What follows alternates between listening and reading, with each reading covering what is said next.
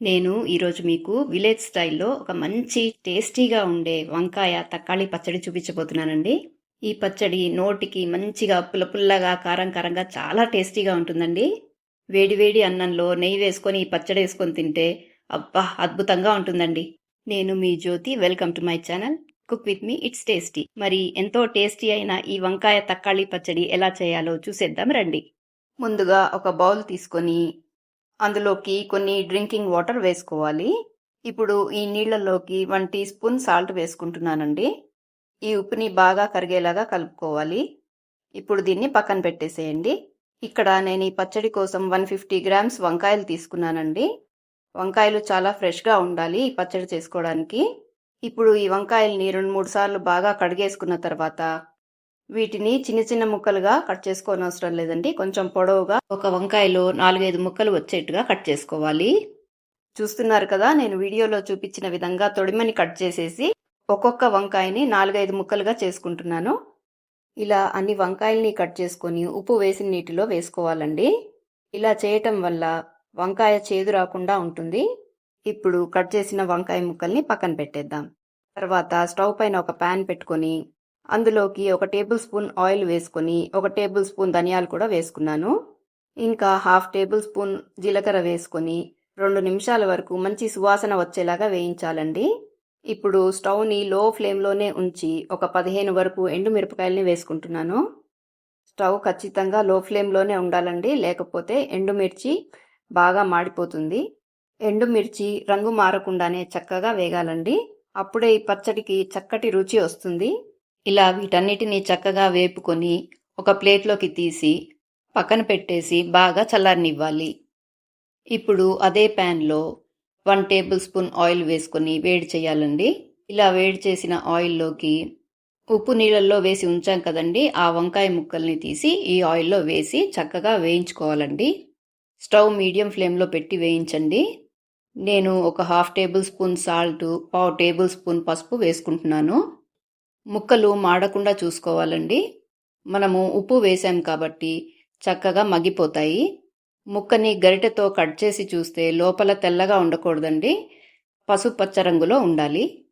ముక్క లోపల తెల్లగా ఉందనుకోండి, అది ఇంకా వేగలేదని అర్థమండి. ఇలా వంకాయ ముక్కల్ని కుక్ చేసుకున్న తర్వాత ఒక ప్లేట్లోకి తీసి పక్కన పెట్టి చల్లారనివ్వాలండి. నేనిప్పుడు అదే కడాయిలోకి 1 టేబుల్ స్పూన్ ఆయిల్ వేసుకుంటున్నాను. మీరు కావాలంటే వేరే ప్యాన్ కూడా పెట్టుకోవచ్చండి. ఇందులోకి మీడియం సైజు 3 టొమాటోలని రఫ్గా కట్ చేసి వేసుకుంటున్నాను. ఒక చిన్న నిమ్మకాయ సైజ్ అంతా చింతపండును కూడా వేసుకుంటున్నానండి. చింతపండుని విడివిడిగా చేసి వేసుకోవడం వల్ల టొమాటోలతో పాటు బాగా కుక్ అయిపోతుంది. టొమాటోలు కుక్ అవ్వడానికి ఎక్కువసేపు పట్టదండి, 2-3 నిమిషాల్లో కుక్ అయిపోతుంది. చూశారు కదా, టొమాటోలు ఇలా మెత్తగా కుక్ అయిపోవాలన్నమాట. వీటిని కూడా బాగా చల్లారనివ్వాలండి. ఇప్పుడు ఒక మిక్సీ జార్ తీసుకొని ముందుగా ధనియాలు, జీలకర్ర, ఎండుమిర్చి వేయించి పెట్టుకున్నాం కదా, అది వేసుకోవాలండి. మీరు ఇందులో రుచికి తగినంత ఉప్పు వేసుకోండి. నేనైతే ఇంకో 1/2 టేబుల్ స్పూన్ వేశాను. ఇంకా ఒక 8 వెల్లుల్లి రెబ్బలు, మనం మగ్గించి ఉంచుకున్న వంకాయ ముక్కలు, టొమాటో ముక్కలు అన్నీ వేస్తున్నానండి. మీరు రోట్లో దంచుకున్నట్టయితే ముందుగా ఎండుమిరపకాయలు గ్రైండ్ చేసుకోండి, తర్వాత వంకాయ ముక్కలు, టొమాటో వేసి గ్రైండ్ చేసుకోవాలండి. చూస్తున్నారు కదా, వీడియోలో ఇంత మెత్తగా గ్రైండ్ చేసుకోవాలి. ఇందులోకి ఒక మీడియం సైజ్ ఉల్లిపాయని రఫ్గా కట్ చేసి వేసుకుంటున్నాను. దీన్ని పల్స్ మోడ్లో గ్రైండ్ చేసుకోవాలండి. ఉల్లిపాయ ముక్కలు అక్కడక్కడ కనిపిస్తుంటేనే మనకి టేస్ట్ బాగుంటుంది. కంప్లీట్గా పేస్ట్ అయిపోయేలాగా మాత్రం గ్రైండ్ చేయకండి. ఇలా గ్రైండ్ చేసుకున్న పచ్చడిని ఒక బౌల్లో తీసి పక్కన పెట్టేయండి. ఇప్పుడు ఒక ప్యాన్లోకి 2 టేబుల్ స్పూన్స్ ఆయిల్ వేసుకోండి. ఆయిల్ బాగా వేడైన తర్వాత 1 టీ స్పూన్ ఆవాలు, 1/2 టీ స్పూన్ జీలకర్ర, 1/2 టేబుల్ స్పూన్ శనగపప్పు, 1/2 టేబుల్ స్పూన్ మినపప్పు వేసి లో ఫ్లేమ్లో ఎర్రగా అయ్యేంతవరకు వేపాలండి. మనము ఏ వంటకం చేసినా కూడా పోపు చాలా ఇంపార్టెంట్, అందుకనే పోపు మాడకుండా చూసుకోవాలి.